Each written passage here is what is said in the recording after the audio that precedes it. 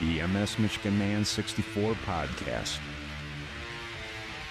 My name is Brian Wallace, and I am the MS Michigan Man 64.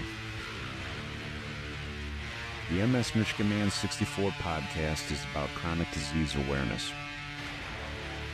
I have had multiple sclerosis for the last 27 years. It's an invisible chronic disease that I've been battling for half of my life.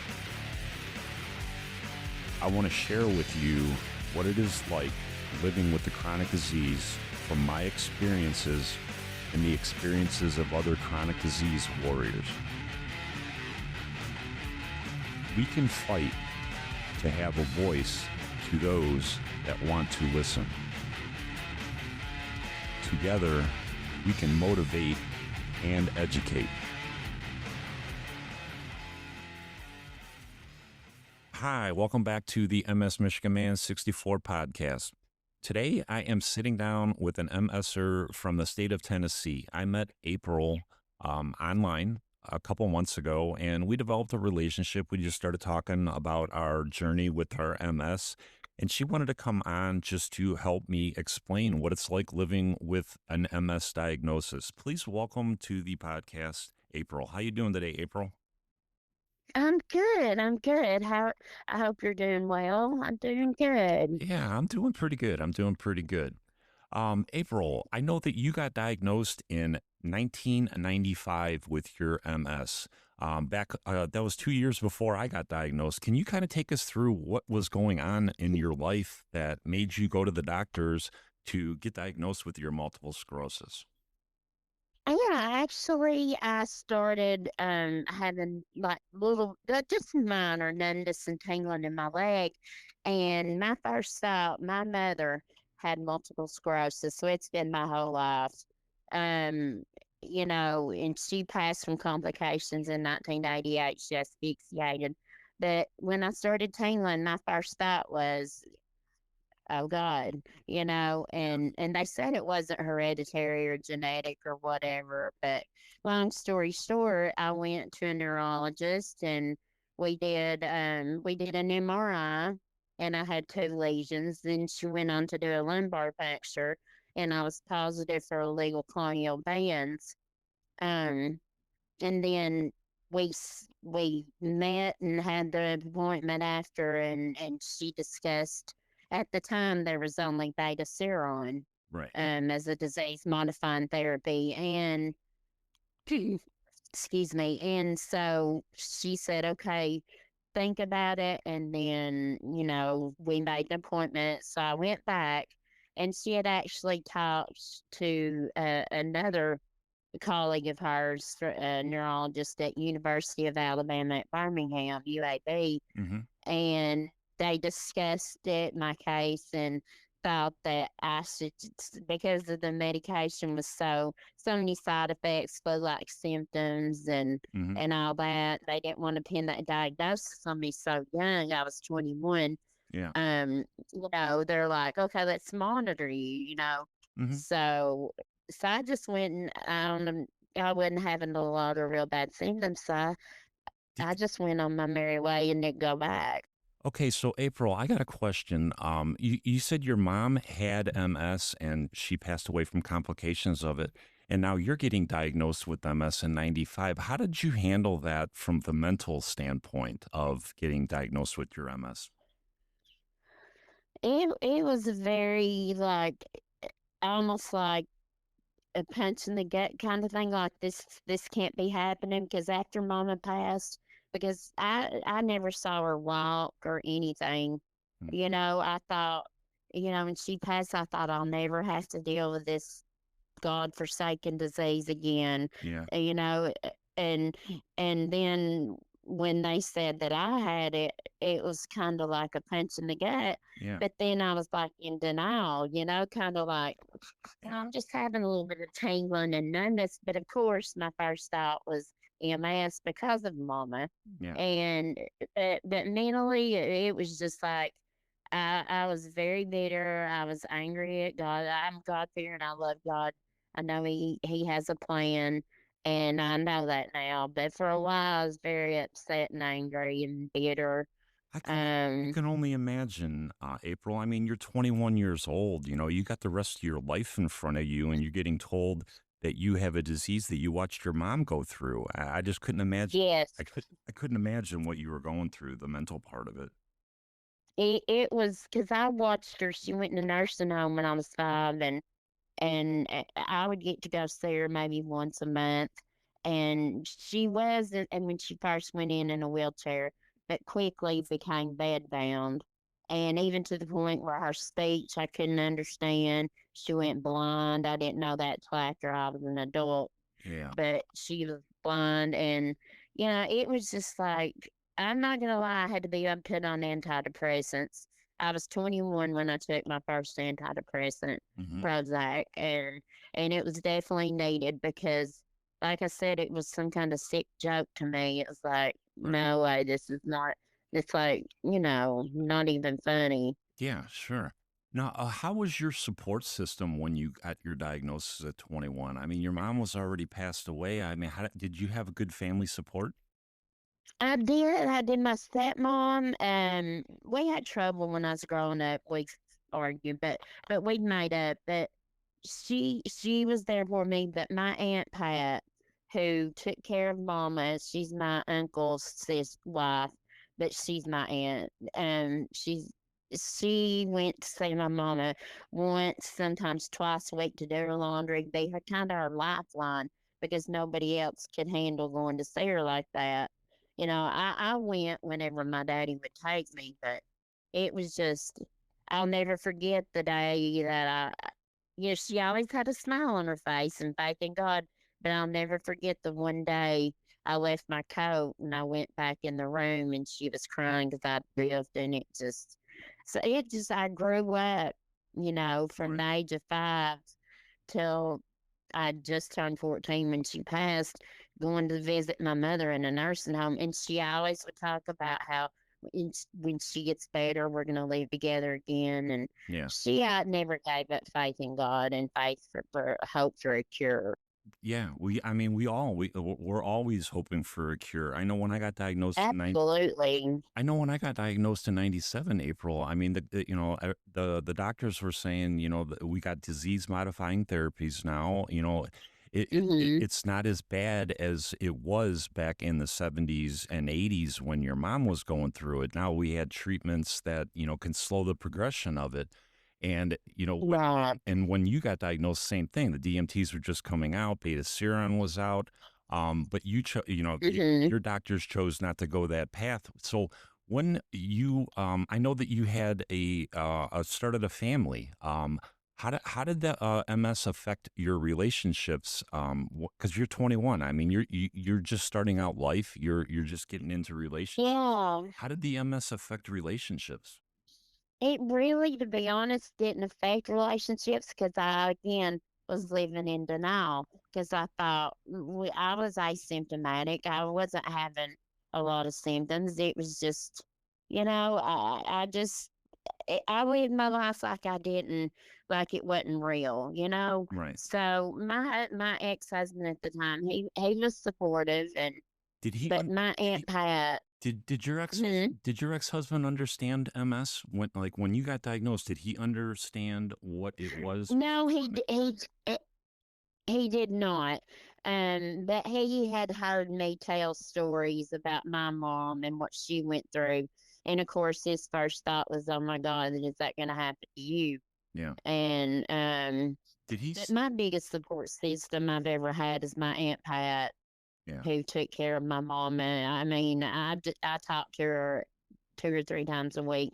She's my number one fan, Mm. supportive. She even researches and studies up on MS still, and she's in her early 80s. Isn't that important, just to us, just to have people in our circle that understand the disease, even though they don't have it, but they at least listen to us talk and they listen to us Yes, explain it and they understand it. That's just so it's important. everything. It's everything. Because I don't mean to be Debbie Downer, but like this situation I'm in now, they don't really understand and don't really get it. Kind of like I feel like I'm looked at as, because I have a lot of cognitive issues Yeah. and, of course, fatigue. I feel like I'm looked at as lazy, stupid, dumb, when I'm actually, I was very intelligent, and that's hard. But I still have my Aunt Pat, because she's she's just I just love her. She's my lifeline. Yeah. She gets it because she watched Mama. Yeah. Yeah, she went and saw Mama every week, so she saw Mama struggle, and even before she went in the nursing home, before she had me, she was holding up on the walls, and Yeah. you know. So let's talk about what kind of DMTs when they finally did put you on a DMT. Take us through your DMT journey and why did they start you? Okay, Why did they start you out on a DMT? Because you were managing it without a DMT when you got diagnosed in '95, but then right. going on one. Well, actually, I found out I was pregnant with my son in 98, and I panicked and thought, oh no, I'm going to be like mama and go tank and go downhill. So I got a second opinion from a doctor. He said, oh no, you're fine. Go live your life. And uh, I don't remember the exact year, but in the early 2000s, I had my right side of my face was drooping and right eye twitched, and I was having headaches and vomiting. And I went to my primary care doctor. She thought it was maybe sinus related and referred me to an ear, nose, and throat physician. And uh, and I thought the Bell's palsy or the facial drooping had gotten better. As soon as she looked at me, she said, "How long has your face been that way?" I said, "Wow, you can still see that." So they sent me for an MRI, and I went back a couple weeks later on my birthday and got the results. He had the film up on the view box. It lit up like a Christmas tree. He said, "I'm sorry." He said that you got MS. He said, but to be honest, I thought it was a brain tumor. So I was like, okay, that's at least it's not that. Yeah. But so after that, they put me on Avonex. Okay. It was a once weekly injection, but oh my goodness gracious, the flu like symptoms and side effects. I, It c- was I, just I couldn't handle that. That was my first DMT, April. oh, it was horrible. My doctor put me on that, and I chose that one because it was once a week instead of 7 days a week, like the Copaxone. Exactly. I'm like, okay, I'll go once a week. That's easier, and it was a nightmare. My first 4 weeks, my first month of that drug, I spent from Friday night until Sunday night Mm-hmm. in bed sick. I mean, Same. my body did not handle it. I went to my doctor. I'm like, Doc, I can't live like this. You got to put me on something. No. And that's when he put me on Copaxone, and I did really well on Copaxone. I did that for 15 years. But yeah, Avonex. I mean, that was not a good It DMT for me. No, it wasn't because I was still working at the time. I was still employed. I worked at Grandview Medical Center and outpatient.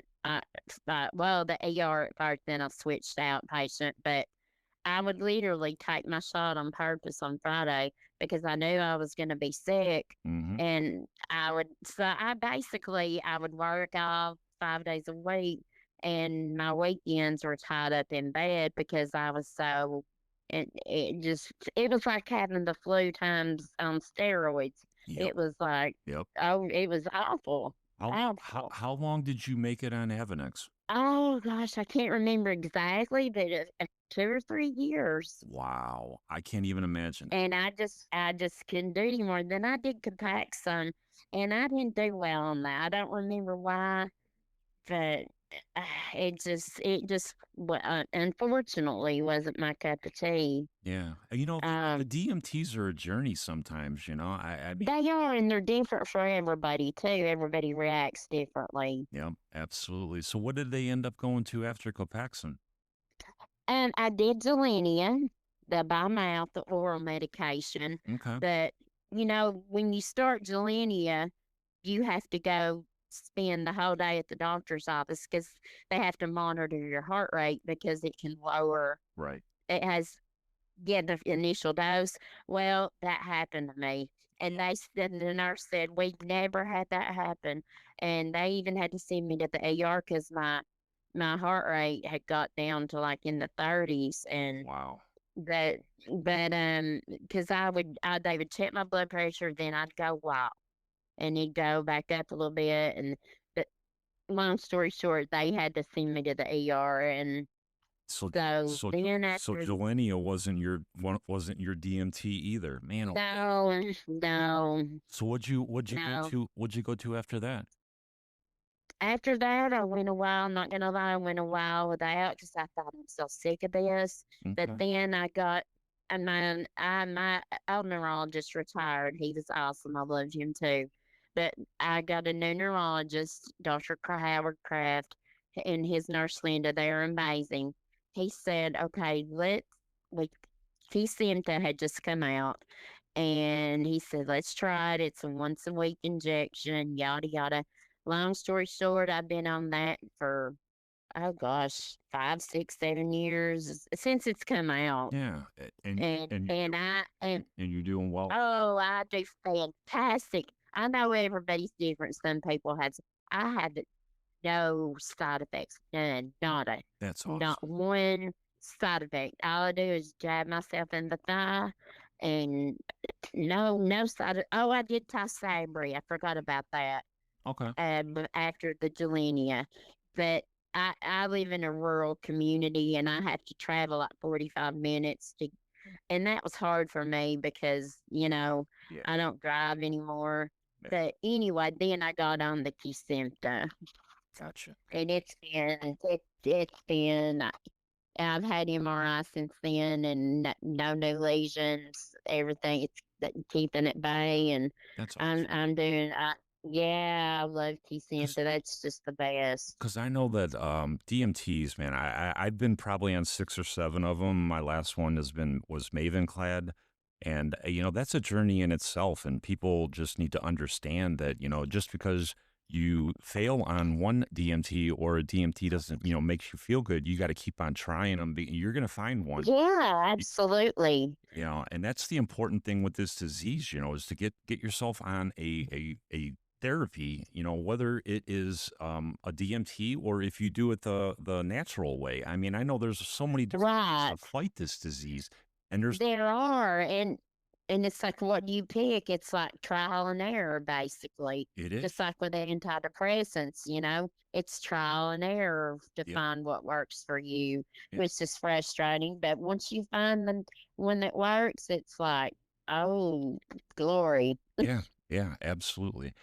Okay, April, let's talk about your journey with your employment in your MS. I know that is a big a problem that we have as chronic disease warriors, just trying to keep Oh, employment. yes. How did getting diagnosed with this MS affect your employment? Actually, I did okay until, like I said, after I had my daughter, I kind of started tanking, going downhill, and I was working for a doctor's office, Dr. Adcock and Ziegler, and I started getting fatigued and like dragging. Fatigue and my cognition, Mm, my memory and everything is my number one and two demon, my biggest demons, so to speak. And long story short, I was messing up things. I was messing up blood samples. I was screwing up.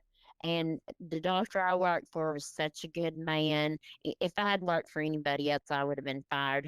He took me back to his office. He said, April, he said, why don't you apply for disability? You're what it's made for. And I'm like, so I didn't want to do it. So I cut down to 3 days a week while I was still struggling. And then 13 years ago in October, I stepped down, but the disability is a whole nother animal because I still have yet to be approved for it.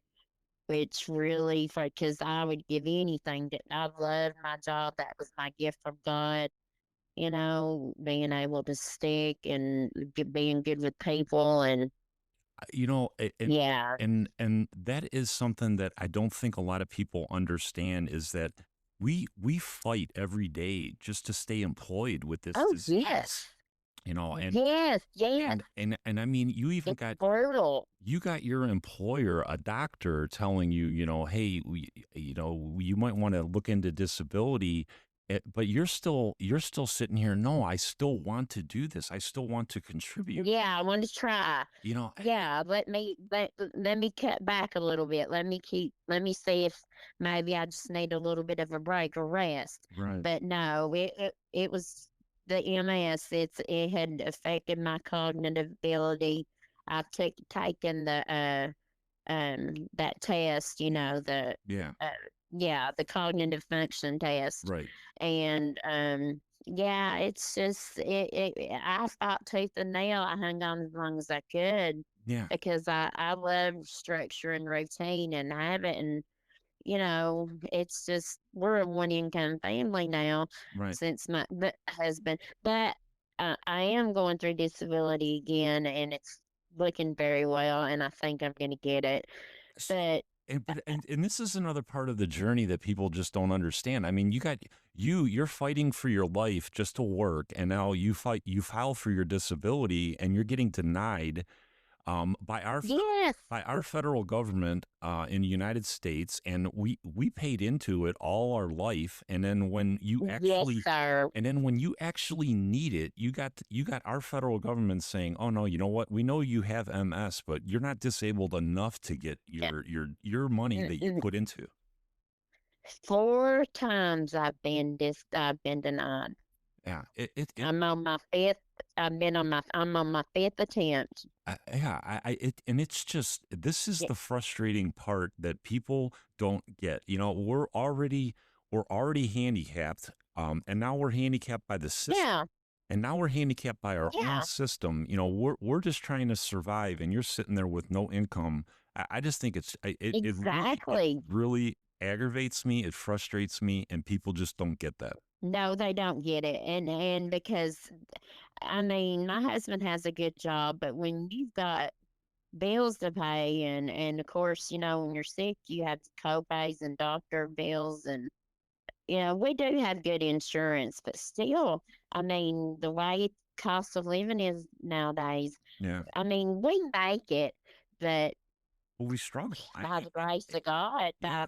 we struggle. Yes, Yeah, yes. and that's another part of this journey that I just think is forgotten and not really understood by a lot of people is that we're struggling just to survive, and now Yeah, we're struggling to survive, and we're struggling to come to terms with the fact that we can no longer work in a career that we were loved and passionate about and enjoyed. It was my dream job, and and to be denied and turned down, and now we've been struggling for 13 years in October, on one income, right. and it's just we made it though. I mean, Yeah, we but figure it out, but I mean, it's just such a struggle, and there's just not a lot of resources out there it is. for us. There's not a lot of help, and it's just a sad thing, and I wish it would No, change. there's not.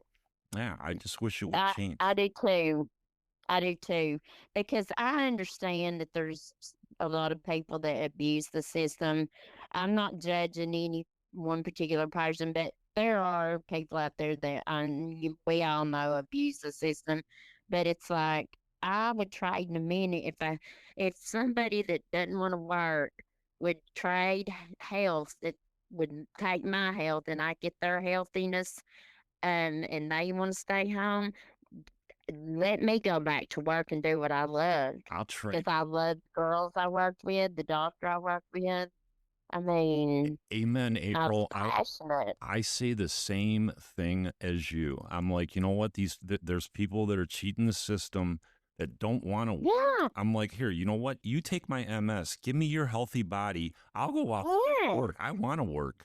Yeah, I, And then you see the people that, and I'm not, again, I'm trying not to judge, but people that own it and they're supposed to be their niece, so to speak, and you see them bouncing around, going on trips and vacations. And here I am sitting here, my daughter yeah. has only been on vacation one time, and because we can't, it really infuriates me, It and it does. makes me want to. I wish, I don't know who. I'm a political nerd too. I want to go to the highest I can in the government, say we need to relook at this. Yeah, Something needs to change, because it's like people who don't could continue working, they want to throw it at them. right, They don't have no trouble getting it, and I'm like, right. you got to be kidding. Yep, I agree with you So it's 100%, April. extremely frustrating. Okay, April, you've been dealing with this disease for longer than I have. I mean, you're 30 years, I'm 27 years. How do you keep fighting every day? What motivates you to keep getting up and battling this disease? My biggest motivation, obviously, is my children, my family, um, and just that I'm my mother's daughter. She was a fighter. I want to have a good quality of life, but unfortunately, um, some of the fatigue. I don't know what you read, but I've read that that's the number one reason for people leaving the workforce.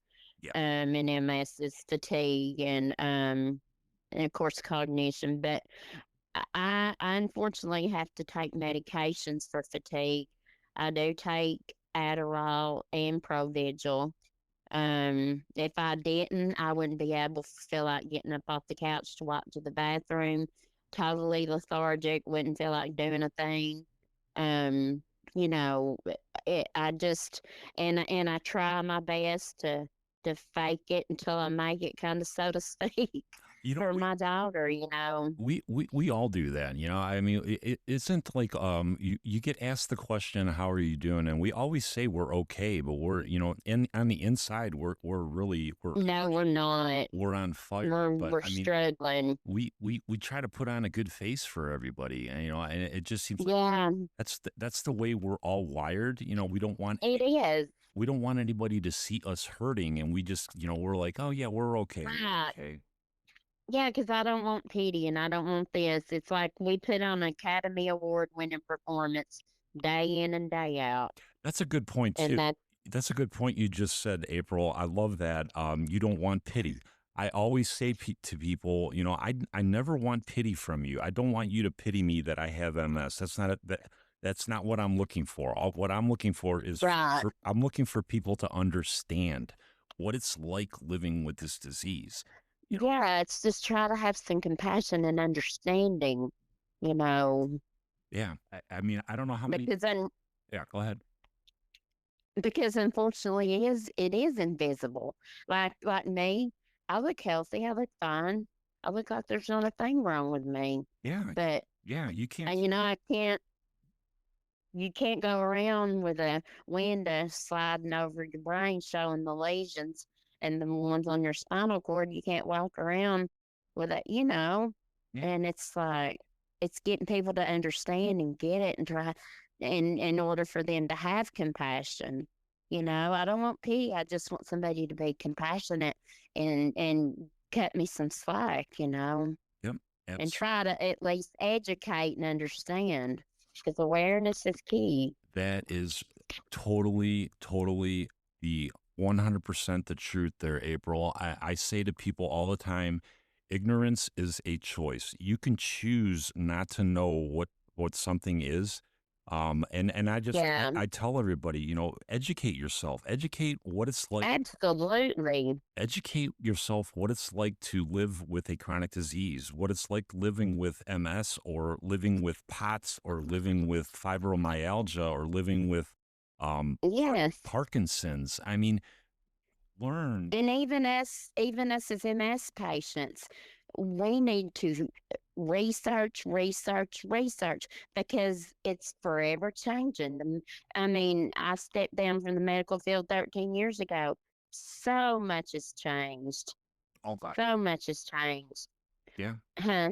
I said, yeah, Oh, I'm absolutely. sorry. No, Yeah, I but was, no, seriously, you have to, like, educate yourself. Knowledge is power. yep, I mean, you have to keep up with the current treatments and the current options that are available and that are out there. Because I wish. they, had on the horizon. I know when the MRI they can only scan the white matter, but oh, I wish there was something they could do to scan the gray matter, you know, Yeah. Yeah, absolutely. because who knows what what lies beneath, so to speak. Right.